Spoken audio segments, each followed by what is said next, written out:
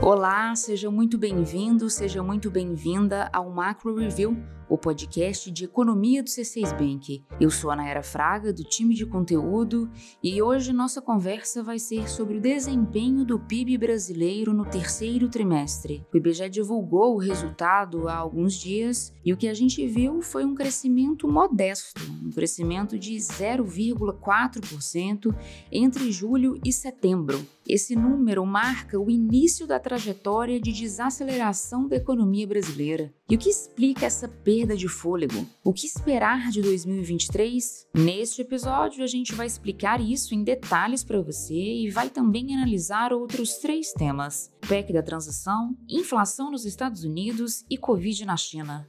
Hoje é 5 de dezembro de 2022. Vamos nessa?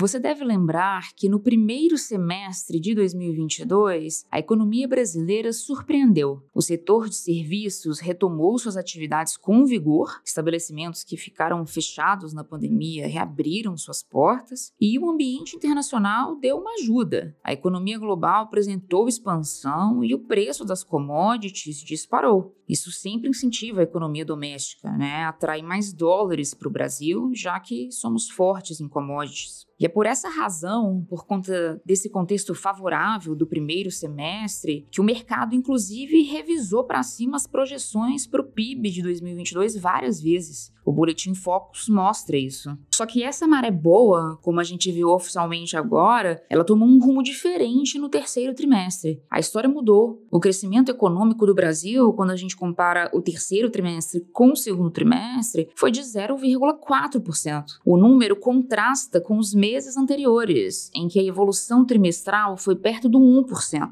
O dado de agora, esse de 0,4%, ele não é ruim. Ele é só o dado concreto da desaceleração. É o dado que chega para oficializar a desaceleração da atividade econômica do Brasil. Agora, na verdade, essa moderação do crescimento já era esperada pelo mercado. Quem já ouviu outros episódios do Macro Review já deve saber isso de cor, mas eu acho importante relembrar aqui as razões para esse início de desaceleração da economia brasileira. A primeira é a Selic. Os efeitos da alta de juros começaram a ser sentidos de uma forma mais forte mais recentemente. Vamos lembrar que de março de 2021 até o fim do terceiro trimestre de 2022, a Selic foi de 2% para 13,75%, que é o patamar em que ela está até hoje. Isso significa que o crédito ficou mais caro, o que inibe o consumo das famílias e os investimentos por parte das empresas. A segunda razão que explica a desaceleração do Brasil é a perda de ritmo da economia global. As principais economias do mundo, Estados Unidos, Europa, China, entraram em fase de crescimento menor. E quando o PIB global perde o fôlego,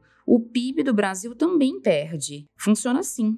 A terceira explicação para essa desaceleração do terceiro trimestre são as commodities em queda. O preço das matérias-primas está em queda desde junho deste ano, segundo o índice CRB, que é um índice que reúne 19 matérias-primas. Isso quer dizer que as exportadoras brasileiras estão lucrando menos e, portanto, estão estimulando menos a economia. E ainda tem uma quarta coisa que explica por que a economia brasileira está perdendo a velocidade. Não existe mais economia a ser reaberta. A retomada dos serviços no pós-pandemia já deu um grande impulso na economia em 2021 e no começo de 2022. Chega uma hora, naturalmente, em que o efeito disso passa. Nossa expectativa é que esses 4 pontos que eu acabei de citar fiquem ainda mais visíveis no quarto trimestre, o que resultaria num PIB estagnado ou até num PIB negativo nos últimos 3 meses de 2022. Apesar de a divulgação dos dados ocorrer só em março de 2023, a gente enxerga que os sinais de uma desaceleração mais forte já estão aí. As sondagens feitas pela FGV em novembro, por exemplo, mostraram queda expressiva na confiança do empresariado em todas as áreas pesquisadas: serviços, construção, comércio e indústria. O índice agregado, que reúne todos esses setores, ele apresentou a maior retração desde março de 2021. Isso mostra que os empresários estão menos otimistas em relação ao crescimento do negócio. É aquele típico momento em que a ideia de abrir uma nova unidade da empresa, aquela ideia de comprar um maquinário novo, é o momento em que esses planos acabam tendo que ser adiados. E é com essa confiança baixa que a gente vai chegar a 2023. Nossa equipe projeta que a economia brasileira vai ter um crescimento perto de 0% em 2023. E além de todos esses fatos que eu citei, tem ainda outro obstáculo importante para a expansão econômica do ano que vem, que é a situação fiscal do Brasil. Pode não parecer óbvio num primeiro momento, mas dívida pública alta atrapalha o crescimento do PIB. E esse é o caso do Brasil hoje, dívida alta. Vamos entender isso melhor? Eu convido agora a Cláudia Moreno, economista que cobre Brasil aqui no C6 Bank, para contar para a gente, então, por que uma situação fiscal ruim é o mesmo que uma pedra no caminho do PIB. Nayara, um quadro fiscal frágil é ruim para qualquer país. Dívida pública muito alta afeta em cheio a economia. Para a gente entender isso melhor, vamos olhar primeiro para a situação atual do Brasil. Hoje, a dívida líquida pública do país, que é quanto o governo deve aos seus credores menos o que ele tem a receber, essa dívida já está em 58% do PIB. E nas projeções do mercado, ela pode passar de 67% em 2026. Isso provavelmente sem contar com a ampliação de despesas que deve vir com a PEC da transição. O ponto é que dívida pública nas alturas e subindo costuma trazer problemas para a economia. Como assim? Eu vou explicar. É que às vezes os governos precisam recorrer à expansão monetária para pagar sua dívida. De uma forma simplista, vamos pensar que um país, quando está muito endividado, ele pode ter que no futuro emitir mais moeda para pagar sua dívida. E isso naturalmente traz mais inflação lá na frente. Na prática, a moeda perde seu valor de compra. Mas antes disso acontecer, os investidores acabam optando por comprar dívidas de outros países. Ou seja, os investidores levam seus recursos para fora, tiram seus dólares da economia e mandam para um país que eles julgam mais seguros. Assim, sobram menos dólares na economia e aí o preço da moeda americana sobe. A taxa de câmbio se desvaloriza. E câmbio desvalorizado pode ser ruim para a economia. Um dólar alto, em trajetória ascendente, aumenta o preço de produtos importados e contribui para pressionar os preços. Isso acaba gerando mais inflação, ou na melhor das hipóteses, impede que a inflação caia mais rápido. Veja que impressionante, Nayara. A perspectiva de uma inflação no futuro acaba gerando alguma inflação já hoje no presente. Curioso, né? E por que isso tudo atrapalha o PIB? Bom, a gente sabe que inflação que demora para cair requer juros altos por mais tempo. E juros altos, como a gente já falou, são um freio para a economia. Na nossa visão, enquanto o Brasil não fizer um trabalho para melhorar sua credibilidade fiscal, maior é o tempo em que a gente vai ter que conviver com o PIB crescendo menos do que poderia crescer.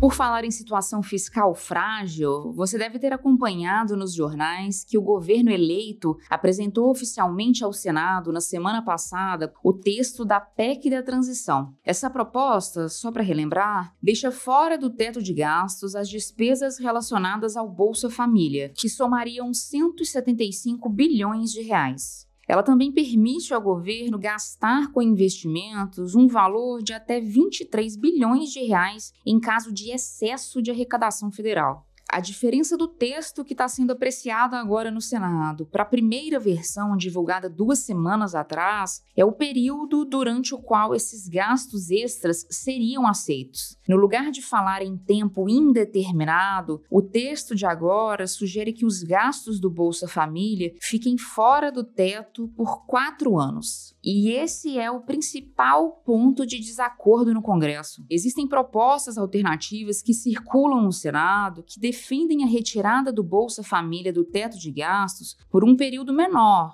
por 1 ou 2 anos. E outro ponto sugerido é que o limite para esse gasto extra seja inferior a 175 bilhões de reais. Ao que parece, o consenso está caminhando justamente nessa direção. E é, aliás, essa possibilidade de desidratação da PEC que acalmou o mercado nos últimos dias. Independentemente da versão final da proposta, na nossa visão, o aumento de gastos no país deveria vir junto de contrapartidas. O que eu quero dizer com isso? Eu quero dizer que gastos extras que furam o teto poderiam ser compensados, por exemplo, com o corte de gastos em áreas menos relevantes para a sociedade, tipo as desonerações tributárias a certos setores. Bom, agora espera só um pouco que eu já volto com o bloco internacional. Voltando agora o olhar para os Estados Unidos, o assunto é inflação. Em outubro, a alta dos preços da economia americana mostrou um avanço moderado. O índice de preços de gastos com consumo, conhecido como PCE na sigla em inglês, esse índice subiu 0,3% no mês, o que foi exatamente o mesmo resultado de setembro e de agosto. Mesmo com essa moderação nos preços, o cenário continua muito difícil para os americanos. No acumulado de 12 meses, a inflação medida pelo PCE está em 6%. E se a gente olha só para o núcleo, que exclui energia e alimentos, que são itens voláteis, a alta é de 5% no acumulado de 12 meses. É um nível bem elevado ainda. Isso significa que o Fed, o Banco Central Americano, ele ainda tem muito a fazer. A meta que o Fed persegue é de 2% para o núcleo da inflação. Vale lembrar aqui que o principal entrave à queda dos preços nos Estados Unidos é o mercado de trabalho aquecido. O ritmo de contratações por lá segue forte. Em novembro, foram contratados mais de 260 mil trabalhadores e o ganho por hora trabalhada aumentou mais uma vez. Tudo isso leva a gente a acreditar que a inflação vai custar a ceder nos Estados Unidos, uma situação que, se concretizada, vai exigir que os juros americanos fiquem altos por um período prolongado. Falando de China agora, o papo é sobre Covid. A circulação de novas subvariantes continua apresentando um grande desafio para a política de Covid zero do país. O número de novos casos diários de Covid na China chegou a passar de 40 mil na semana passada. Apesar disso, as autoridades chinesas começaram a anunciar um certo afrouxamento nas restrições sanitárias. Por exemplo, em Pequim, pessoas infectadas com um quadro leve da doença vão poder fazer isolamento em casa. As pessoas não vão mais precisar ir para um centro de confinamento. Em Guangzhou, que é um local com mais de 15 milhões de habitantes e com muitas indústrias, lá a autoridade local cancelou a testagem em massa, retomou o serviço de transporte e suspendeu algumas medidas de lockdown. Mas áreas de alto risco vão seguir com medidas de controle. A cidade também passou a permitir que pessoas que tiveram contato próximo com infectados possam se isolar em casa. Essas medidas de alívio nas restrições vêm na esteira das manifestações que se espalharam pela China recentemente. Os chineses estão protestando contra a rigidez da política de Covid zero que está em curso no país há 3 anos. Agora, a expectativa é que a alta liderança do Partido Comunista adote uma postura mais pragmática em relação à crise sanitária. E para quem se interessa pelo tema Covid na China, eu recomendo ouvir o episódio 36 para ter um pouco mais de contexto. É só buscar aí na nossa lista de episódios. Hora da nossa agenda. Eu compartilho aqui agora os principais dados econômicos que nossa equipe acompanha nesta semana. Na quarta-feira, dia 7 de dezembro, o Banco Central anuncia sua decisão sobre a taxa de juros do Brasil. A gente espera que, pela terceira vez seguida, a Selic seja mantida em 13,75%. Na nossa visão, a taxa deve ficar nesse patamar até o segundo trimestre de 2023. Na quinta-feira, saem os dados de outubro da pesquisa mensal de comércio, que mostra como anda o desempenho do setor no Brasil. Por aqui, a gente projeta um crescimento para a atividade do comércio varejista. Na sexta-feira, 9 de dezembro, o IBGE divulga o resultado de novembro do IPCA, o índice oficial da inflação brasileira. Nossa projeção é de um avanço de 0,6% no mês. Bom, é isso, chegamos ao fim do episódio. Obrigada a você que ficou comigo até aqui. Quem faz parte da equipe econômica do C6 Bank são Felipe Salles, a Cláudia Moreno, a Cláudia Rodrigues, o Eliezer Jacob e o Felipe Mack. A produção e o roteiro são desse time todo, junto comigo, Nayara Fraga e Malena Oliveira. A edição de som é de Thaís Andréa. A divulgação nas redes sociais é de Karina Campos, David Romay e Sara Santana. O Macro Review é um podcast semanal e você pode ouvir a gente em várias plataformas. No canal do C6 Bank no YouTube, no Spotify, na Apple Podcasts, no Deezer, no Pocket Casts e no Google Podcasts. Você escolhe. Uma boa semana para você e até a próxima!